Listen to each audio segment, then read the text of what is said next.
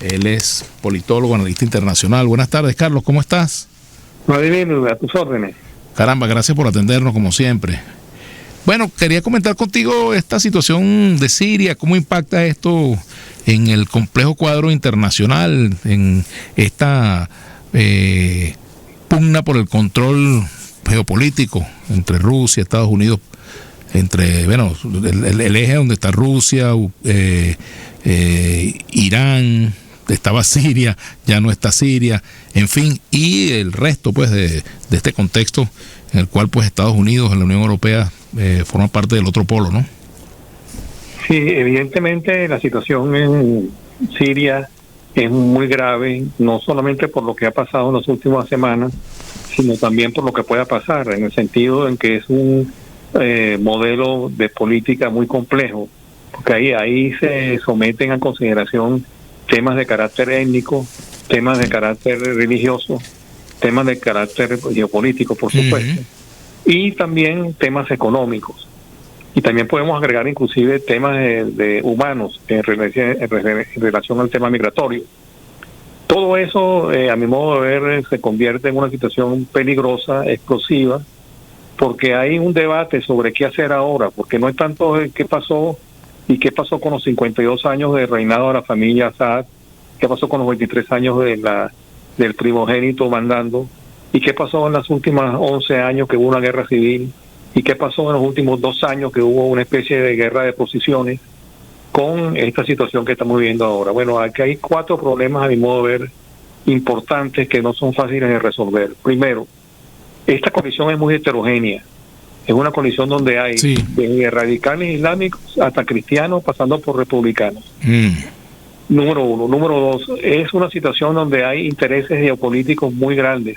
No solamente de Rusia, que es la gran perdedora en este momento, sino también de Turquía, de los Estados Unidos y de Israel, que más bien ha afianzado sus posiciones políticas y militares en las últimas horas y pretende ocupar parte del territorio sirio. Entonces hay, en segundo lugar, repito, intervención directa de países extranjeros. No es nuevo, pero se está intensificando ahora, claro, con excepción de Rusia, que es la gran perdedora. Y en tercer lugar está el tema humano, es decir, Siria es un país que en los últimos 13 años nos subió la guerra civil, es un país empobrecido, un país muy dividido, hay etnias, hay distintas. Pudiéramos decir, Carlos, distintas, etcétera. Pudiéramos decir, Carlos, que este es un coletazo lejano de la primavera árabe. Eso es completamente cierto. Fue un modelo que no se resolvió en la primavera árabe. Todos sabemos muy bien qué pasó con la situación en Libia, qué pasó con la situación en Irak, pero la situación en Siria no se resolvió, se siguió mandando un autócrata. Y ahora ha salido por la vía política, no así en el caso de Gaddafi en Libia, no así el caso de Hussein en Irak, donde no solamente hubo una intervención directa de los Estados Unidos, sino que también hubo un desenlace muy violento del régimen anterior. Por supuesto. Ahora, desde el punto de vista del conflicto entre Israel, el Líbano, también el conflicto en Gaza, ¿cómo impacta esta situación en Siria? A propósito, pues, precisamente de que el propio gobierno de Israel ha tomado pues terreno nuevamente allí, incluso los altos del Golán, que fueron prácticamente abandonados por las tropas sirias, toda la frontera, pues se convierte en una presa fácil, ¿no? Bueno, las alturas de Golán están controladas por Israel. Sí, de hace años, exacto, pero digamos, esa tensión allí, pues prácticamente se desvanece, ¿no? Claro, está avanzando, y en el caso de estamos hablando del caso de Israel, no solamente está expandiendo sus posiciones militares y políticas hacia lo que hasta ahora ha sido Siria, sino también hacia el propio Líbano. Acuérdate que el Líbano no es una potencia, es un país muy débil. Claro. Está a la merced de Hezbollah por un lado y a la merced de Israel por el otro. Entonces hay diferentes posiciones, diferentes niveles de enfrentamiento político, militar y económico en esa zona. Y el caso que estamos hablando, del caso de Siria, simplemente suma a las situaciones que se están viviendo en todas estas fronteras entre estos países. No olvidemos también que Irán tiene un papel importante a través de sus vinculaciones con Hezbollah y con Hamas, y que la suerte de Palestina también está ligada a la suerte de Irán. Claro. Entonces ahí lo que estamos viendo es, igual que en el caso de Ucrania, igual que en el caso de Georgia, etcétera, estamos viendo por lo menos dos cosas importantes. Una, que Rusia ha mermado su poder y su presencia en esa zona y en la zona asiática. Y dos, que los Estados Unidos ha formado una coalición con la Unión Europea y con Israel que puede en un momento dado pretender buscar un proceso de transición en ese país. Ahora, también el riesgo de la inestabilidad, porque como tú muy bien planteabas, la alianza que derroca a Saddam Hussein, a Bashar al-Assad, perdón, termina siendo una alianza muy, muy heterogénea, ¿verdad? El riesgo de la inestabilidad política se asoma, el fantasma, por ejemplo, de fenómenos como los que ocurrieron en Irak luego de la intervención norteamericana, de lo que ha pasado también en Libia, que ha sido un duro proceso también. Esta sombra persigue también a Siria, que de paso no tenía tampoco un panorama muy estable que se diga, ¿no? En absoluto, Siria estaba dividido, inclusive hay algunos analistas que han dicho con propiedad que puede resultar al final un país que desaparezca, ¿no? Dividido, no, que por lo menos un país dividido, ¿no? En varios sectores, porque hay varias naciones que conviven en Siria, ¿no?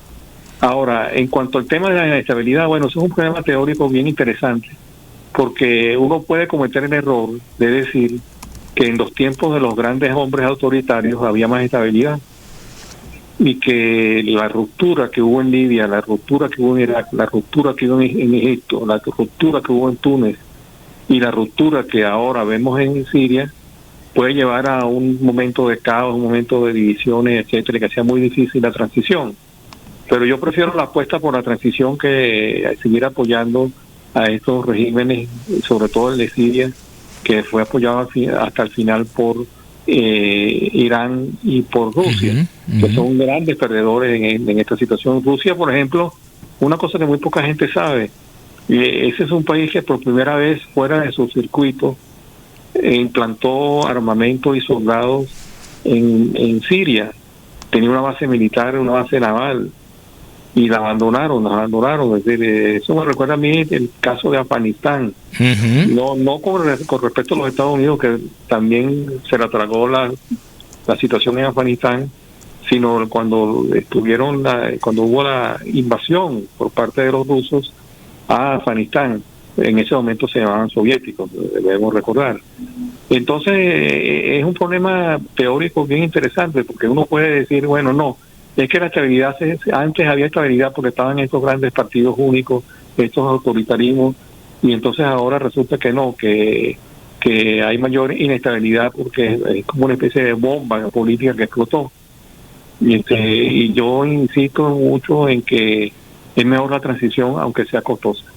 Por supuesto, claro, esas transiciones también encierran peligros, como por ejemplo lo mismo que pasó cuando se produjo la intervención soviética en Afganistán, que Estados Unidos y Occidente apoyaron a grupos que luego se convirtieron pues en enemigos peores que el propio régimen que estaba en Afganistán, ¿no? Por razones de sus vinculaciones con acciones de tipo terrorista, de acuerdo a lo que han definido, ¿no?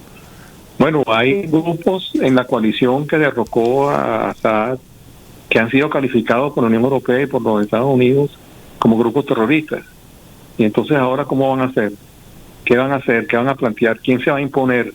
Porque aparentemente hay un líder, pero tengo entendido que hay por lo menos 11 responsables de diferentes organizaciones que están pidiendo una constitución de un gabinete, etcétera, incluyendo gente que estaba trabajando con Assad, que se quedó como de cierta manera como recibiendo a los insurgentes que tomaron el poder.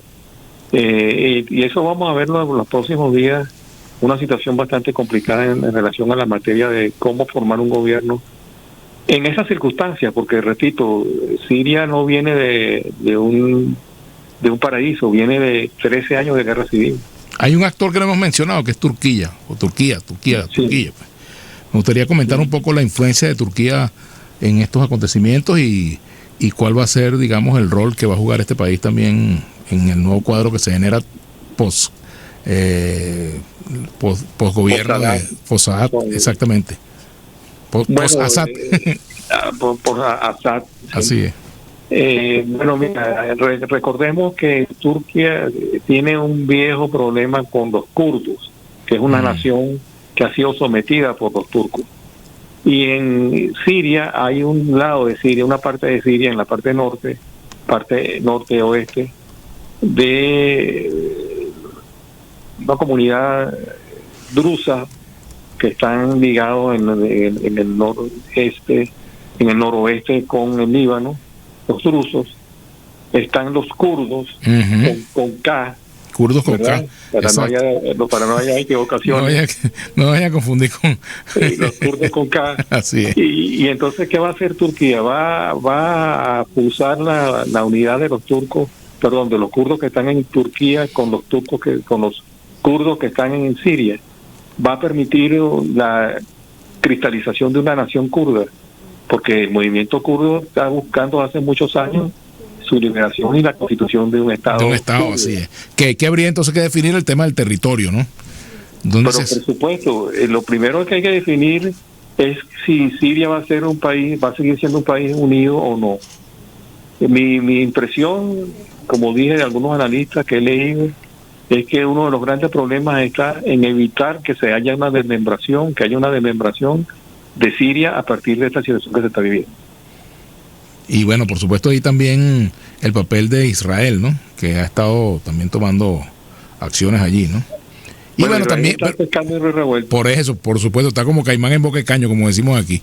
Fíjate, sí. Carlos, también es interesante que esto coincide con el fin de la era Biden en Estados Unidos, ¿no? Y bueno, hay que ver cuáles serían las variantes en la política exterior de los Estados Unidos una vez que asuma el gobierno Donald Trump. Todavía falta más de un mes, pero estamos en tiempos políticos muy cerca de ese episodio, ¿no? Bueno, y además tengo que agregar algo, que es que el candidato presidencial ganador, el expresidente Trump, está dictando cátedra, es decir, está implantando la agenda política, económica, social e internacional, por supuesto, de los Estados Unidos. Y tú puedes observar que ciertas políticas de Biden en los últimos meses han estado ligadas a pronunciamientos de Trump. Entonces pareciera que Trump está mandando desde tiempo. Bueno, es un buen dato, exacto. Claro, está colocando los puntos sobre la I en materia de la agenda. Cosas terribles, como por ejemplo que no va a reconocer a los nacionales que hayan nacido en los Estados Unidos. Hijos de migrantes. De inmediato, habría que nacionalizarse. Porque una cosa es haber nacido en los Estados Unidos y tener por derecho la ciudadanía, y otra cosa es lo que está pretendiendo Trump, que no es un derecho adherente, no es un derecho directo. Habría que sacar, digamos, buscar la nacionalidad por vía jurídica, no por la vía de sanguínea. Entonces es una cosa bien complicada. Está muy complicado el asunto que él dice que va a acabar con la guerra de Ucrania al llegar al poder, etcétera, y eso lo ha, digamos, conducido a que el gobierno de Biden de cierta manera esté aplicando, desarrollando algunas políticas que ya han sido señaladas por el propio Trump. Entonces esa es otra característica que estamos viendo en esta situación internacional tan difícil. Por supuesto. Ahora, también, bueno, en medio de todo esto, una Organización de Naciones Unidas que luce muy debilitada, muy declarativa, con poca capacidad de actuación. De hecho, bueno, se convocó una reunión del Consejo, ha pedido Rusia que se realice una sesión secreta del Consejo de Seguridad para abordar lo que está ocurriendo allí, ¿no?